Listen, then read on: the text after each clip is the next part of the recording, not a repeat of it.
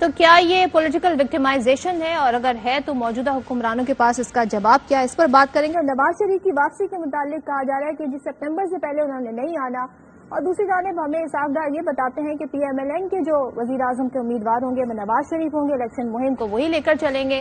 تو اگر وہ ابھی نہیں آ رہے اور سپٹمبر میں آئیں گے تو الیکشن کیا آگے بڑھ سکتے ہیں؟ یہ تمام طرح وہ سوالات ہیں جن کی طرف ہم آگے بڑھیں گے۔ نگراں سیٹ اپ کے لیے ملاقاتوں کے حوالے سے کیا رول سامنے آیا، اس پر بات کریں گے۔ ارشاد بھٹی صاحب سینئر صحافی، سینئر تجزیہ کار ہمارے ساتھ موجود ہیں۔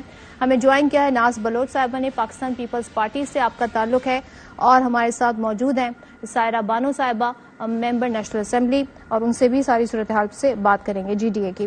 تو سب سے پہلے ذرا بتائیے گا ناز، آپ سے سوال ہے کہ یہ جو پی ڈی ایم پی پی رہنماؤں کے جو بیانات ہم نے ابھی سنائے یا مسلم لیگ نون والوں کے، سو کیا یہ سمجھا جائے کہ آپ لوگ بھی وہی کر رہے ہیں جس کا الزام اب پچھلی حکومت کو دیتے تھے کہ انہوں نے ہمارے خلاف کیسز بنائے اور وہ سارے پولیٹیکل موٹیویٹڈ کیسز تھے؟ تو یہ پرسن اسپیسیفک ترمیم کی گئی ہے راتوں رات جو کی گئی ہے صدر مملکت کی غیر موجودگی میں؟ بسم اللہ الرحمن الرحیم۔ صدف دیکھیں، اس کی پس منظر جو ہے وہ کافی طویل ہے۔ ہم سب جانتے ہیں کہ نیب جو ہے پرویز مشرف کے دور میں لایا گیا ایک ایسا قانون تھا جس کے ذریعے سیاستدانوں کو طویل عرصے تک، طویل مدت تک پریشان کرنے کے لیے استعمال کیا گیا، وچ ہنٹنگ کے طور پہ، ایک ٹول کے طور پہ استعمال کیا جاتا رہا، اس بات میں کوئی شک نہیں۔ اور پھر ہم نے یہ بھی دیکھا کہ نیب جو ہے اس کا گزشتہ حکومت میں، پی ٹی آئی کی دور حکومت میں جس طرح 9 مہینے، 2 سال، 1 سال لوگوں کو جس طرح سے جھوٹے مقدمات میں شہزاد اکبر صاحب آتے تھے، ایک پلندہ ہاتھ میں ہوتا تھا اور وہ آ کے کہتے تھے اگلی باری اس کی اور اگلی باری اس کی ہوگی، اور اس طرح سے کچھ نیب چل رہا تھا۔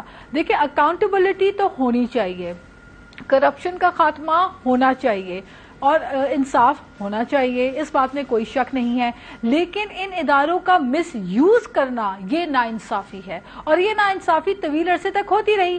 آپ نے دیکھا ہوگا کہ یہی سوال اب آپ لوگوں پہ اٹھ رہے ہیں کہ کیا آپ اس کا مس یوز کر رہے ہیں؟ میں گزارش کر لوں؟ نہیں صدف، مس یوز تو تب ہوا تھا جب فریال تالپور صاحبہ کو عید کی رات کو ہاسپٹل سے لے کر ایم ایس کے لکھنے کے باوجود کہ ان کی صحت ٹھیک نہیں ہے، ان کو گھسیٹ کے بختر بند میں ڈال کر لے کر جایا گیا۔ مس یوز تو اس وقت ہوا تھا جب زرداری صاحب پہ جھوٹے بے بنیاد من گھڑت کیسز بنائے گئے۔ مس یوز تب ہوا تھا جب 2 سال تک خورشید شاہ صاحب کو لاپتہ کر دیا گیا تھا۔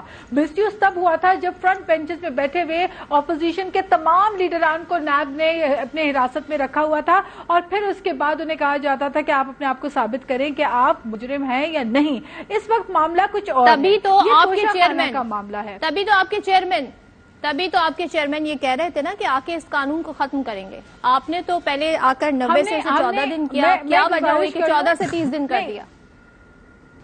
دیکھیں، ہم نے اس میں ترمیم کی ہے، ہم چاہتے تو ہم عمران خان صاحب کی طرح اس کو لامحدود وقت کے لیے کسی بھی شخص کو قید ہونے کے لیے آزادی سے جو ہے وہ یہ اختیار دے دیتے تھے، نیب کو کنٹینیو کر لیتے اسی سٹیٹس کو جو کہ عمران خان انجوائے کر رہے تھے، اس سٹیٹس کو اسی رویے کو کنٹینیو کرتے، لیکن ہم نے ایسا نہیں کیا کیونکہ ہمیں پتا ہے کہ ان چیزوں کا نقصان جو ہے بالآخر سیاستدانوں کو نہیں بلکہ پارلیمنٹ کو ہوتا ہے۔ لیکن اس وقت جو معاملہ ہے، دیکھیں، اکاؤنٹیبلٹی کے خلاف ہم نہیں ہیں۔ اکاؤنٹیبلٹی پیپلز پارٹی سمجھتی ہے کہ ہونی چاہیے، جہاں پہ کسی نے کرپشن کی ہے، رانگ میل پریکٹسز کی ہیں، ادھر تو تحقیق بھی ہونی چاہیے، اکاؤنٹیبلٹی ہونی چاہیے۔ یہ ممکن نہیں ہو سکتا کہ جو عمران خان جو ہے تمام فرنٹ بینچز کو اپوزیشن کی اپنے دور حکومت میں جیل میں دیکھنا پسند کرتے تھے، ہم کو انتقام تو ان سے لے ہی نہیں رہے۔ توشہ خانہ تو ایک حقیقت ہے، توشہ خانہ سے گھڑی جو ہے وہ لے جا کے اونے پونے جس دام پہ جس طرح خریدی گئی اور اس کے بعد مہنگے داموں جو ہے فروخت کی گئی،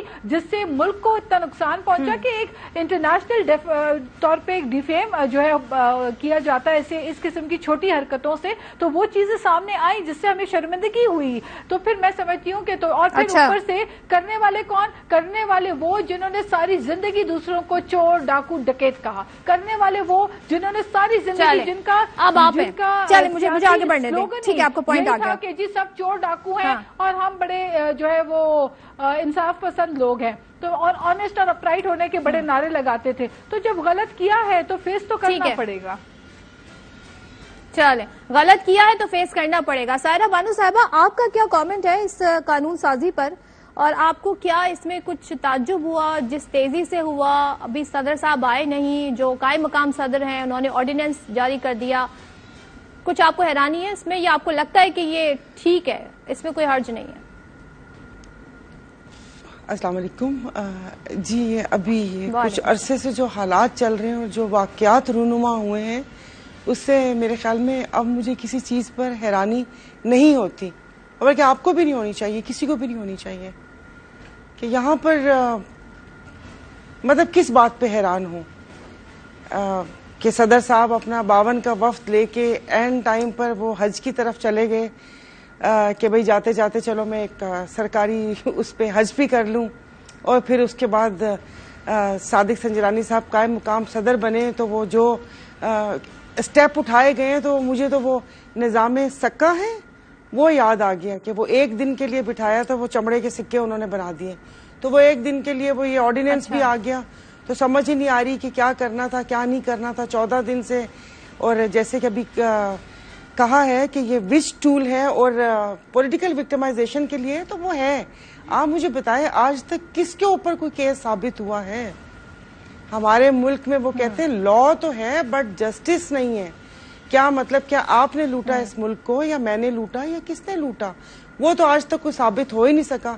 تو پھر نیب ہمارے خون پسینے کی کمائی پہ کس لیے پل رہا ہے؟ بند کر دیں. میں تو کہتی ہوں اس کو کہ جس وقت آپ کسی چیز کا وہی نہیں کر سکتے.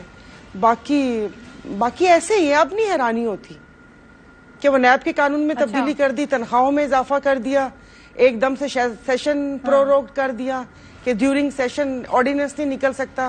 جب آرڈیننس ہی نکالنے ہیں، میں پچھلی تمام حکومتوں کو بول رہی ہوں کہ جب آپ نے حکومت کو ایک آرڈیننس فیکٹری بنا دی ہے تو پھر پارلیمان کا کیا کام ہے؟ پھر اس کے بعد ہم شور شرابہ مچاتے ہیں کہ پارلیمان کی کوئی وقت نہیں ہے اور بے توقیر کر دیا، یہ کر دیا، تو وہ اس میں تو ہم لوگوں کا اپنا بھی ہاتھ ہے.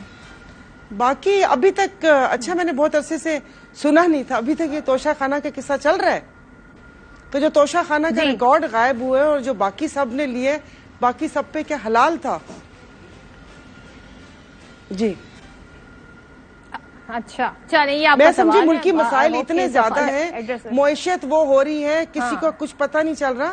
شاید یہ مسئلے ادھر ادھر سے ہو گئے، لیکن میرے خیال میں ہمارے لیے سب سے زیادہ اہم مسئلہ یہی ہے، پہلے بھی تھا اور ابھی بھی یہی ہے.